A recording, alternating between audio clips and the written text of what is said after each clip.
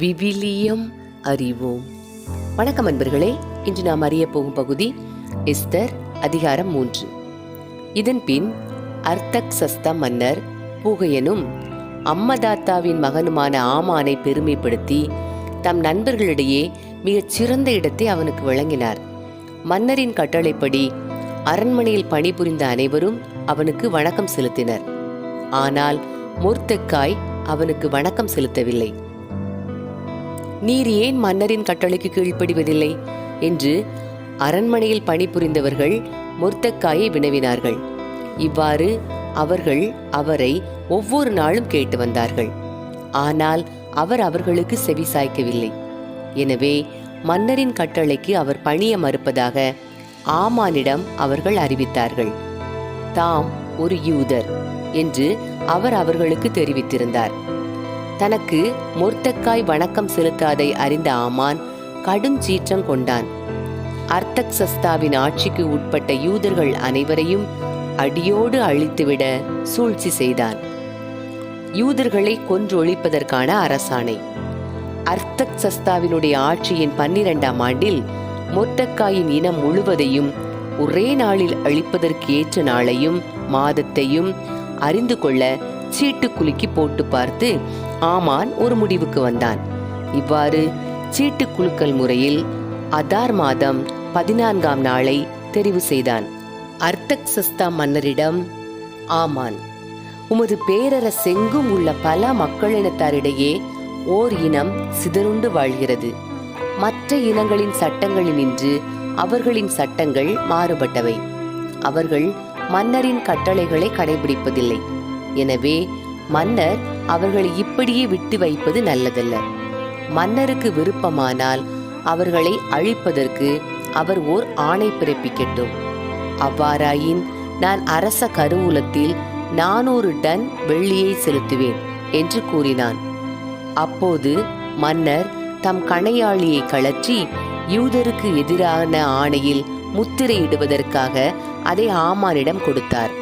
பணத்தை நீரை வைத்துக் கொள்ளும், அந்த இனத்தாரை விருப்பப்படியே நடத்தி கொள்ளும் என்று மன்னர் அவனிடம் சொன்னார். எனவே முதல் மாதம் 13ஆம் நாள் மன்னரின் எழுத்தர்கள் வரவழைக்கப்பட்டார்கள்.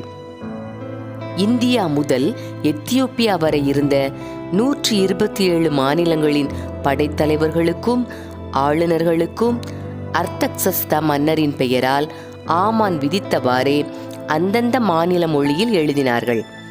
12ஆம் மாதமாகிய அதார் மாதத்தில் ஒரே நாளில் யூத இனத்தை அடியோடு அழித்து அவர்களின் செல்வத்தை கொள்ளையிடுமாறு அர்தக்சஸ்தாவின் பேரரசெங்கும் தூதர் வழியே அரசாணை அனுப்பி வைக்கப்பட்டது.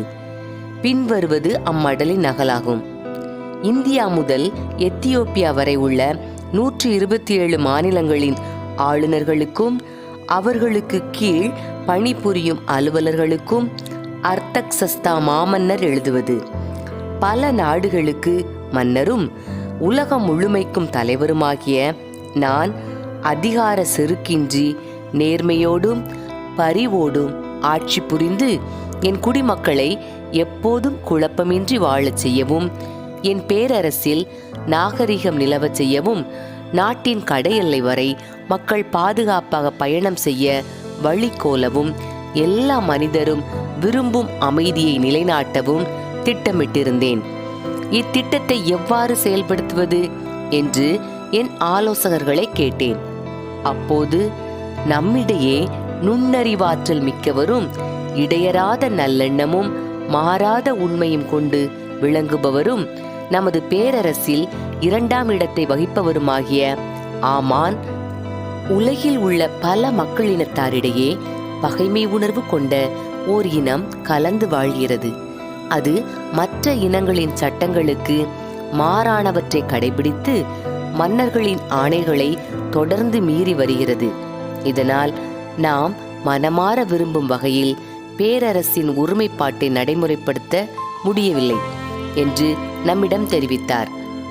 எல்லா இனங்களிலும் இந்த இனம் மட்டுமே தொடர்ந்து அனைவருக்கும் எதிராக செயல்பட்டு வருவதையும் அந்நியமான பழக்க வழக்கங்களையும் சட்டங்களையும் பின்பற்றி வருவதையும் நமது நலனுக்கு எதிராக தீயென நினைத்து கொடிய குற்றங்களை புரிவதால் நிலையான ஆட்சிக்கு ஊறு விளைவித்து வருவதையும் நாம் அறிவோம். எனவே எம் ஆணை பேராளரும் உங்களின் இரண்டாம் தந்தையுமாகிய ஆமான் உங்களுக்கு எழுதியுள்ள மடலில் குறித்துள்ளவர்களையும் அவர்களின் மனைவி மக்களையும் இவ்வாண்டு 12ஆம் மாதமாகிய அதார் மாதம் 14ஆம் நாள் எவ்வகை பரிவும் இரக்கமும் இன்றி யாரையும் விட்டுவிடாமல் அனைவரையும் பகைவரின் வாளால் கொன்றொழிக்குமாறு நாம் ஆணை பிறப்பித்துள்ளோம். இவ்வாறு நீண்ட காலமாக எதிர்ப்பு மனப்பான்மை கொண்டுள்ள அவர்கள் ஒரே நாளில் வன்முறையில் கொல்லப்பட்டு பாதாளத்தில் தள்ளப்படுவார்கள். இதனால் நமது பேரரசில் இனிமேல் குழப்பம் ஒழிந்து நிலையான அமைதி நிலவும். இம்மடலின் நகல் ஒவ்வொரு மாநிலத்திலும் வெளியிடப்பட்டது. அந்த நாளுக்கு முன்னேற்பாடாயிருக்குமாறு பேரரசின் எல்லா இனத்தாருக்கும் ஆணை பிறப்பிக்கப்பட்டது. இவ்வாணை சூசாவிலும் விரைவில் அறிவிக்கப்பட்டது. மன்னரும் ஆமானும் குடிமயக்கத்தில் ஆழ்ந்தனர். நகரமோ குழப்பத்தில் ஆழ்ந்தது. அன்பர்களே, இறைவார்த்தையோடு பயணித்தோம். இறைவனோடு நம் பயணத்தை தொடர்வோம்.